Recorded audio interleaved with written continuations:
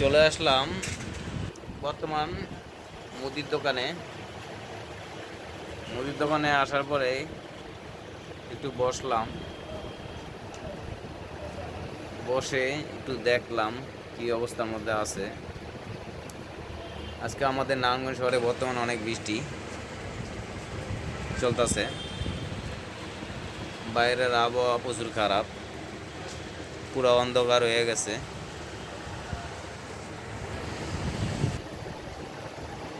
বাইরে প্রচুর অন্ধকার।